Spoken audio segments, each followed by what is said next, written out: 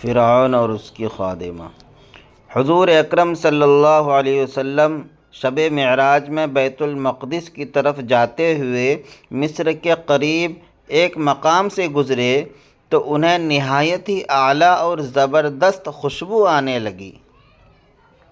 آپ صلی اللہ علیہ وسلم نے حضرت جبرائیل علیہ السلام سے پوچھا کہ یہ خوشبو کیسی ہے؟ جواب ملا کہ فرعون کی بیٹی کی باندی مشاطہ اور اس کی اولاد کی قبر سے آ رہی ہے۔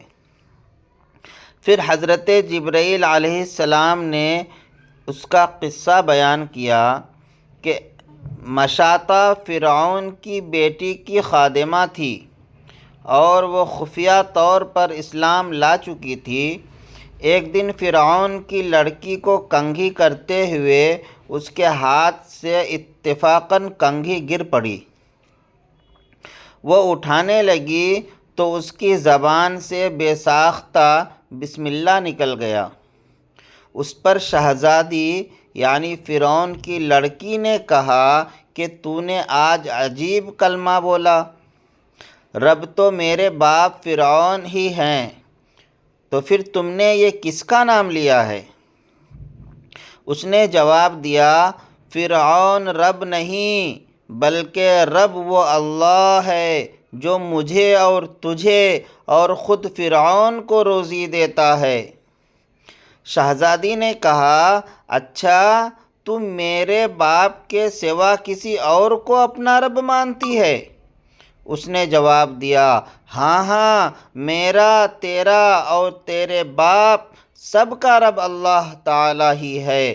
شہزادی نے اپنے باپ سے کہلوایا، وہ سخت غضبناک ہوا اور اسی وقت اسے برسر دربار بلوا بھیجا اور کہا، کیا تو میرے سوا کسی اور کو اپنا رب مانتی ہے؟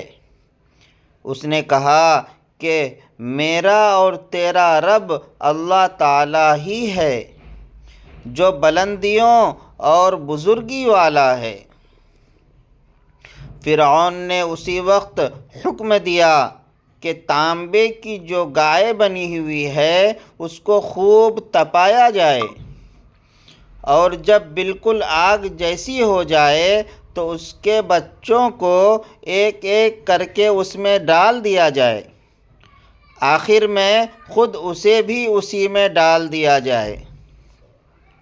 چنانچہ وہ گرم کی گئی، جب آگ جیسی ہو گئی تو حکم دیا کہ اس کے بچے کو ایک ایک کر کے اس میں ڈالنا شروع کرو۔ اس نے کہا، بادشاہ ایک درخواست میری منظور کرو، وہ یہ کہ میری اور میرے ان بچوں کی ہڈیاں ایک سفید کپڑے میں لپیٹ کر ایک ہی جگہ ڈال دینا۔ اس نے کہا، اچھا تیرے کچھ حقوق ہمارے ذمہ ہیں، اس لیے یہ درخواست تمہاری منظور ہے۔ اس کی دونوں بچیاں اس کی آنکھوں کے سامنے اس میں ڈال دی گئیں اور وہ فوراً جل کر راکھ ہو گئے۔ پھر سب سے چھوٹے بچے کی باری آئی جو ماں کی چھاتی سے لگا ہوا دودھ پی رہا تھا۔ فرعون کے سپاہیوں نے اسے گھسیٹا تو اس نیک بندی کی آنکھوں تلے اندھیرا چھا گیا۔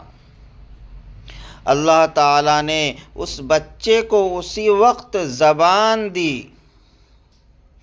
اللہ تعالیٰ نے اس بچے کو اسی وقت زبان دے دی اور اس نے بآواز بلند کہا، اماں جان افسوس نہ کر، اماں جان ذرا بھی پس و پیش نہ کرو، حق پر جان دینا ہی سب سے بڑی نیکی ہے۔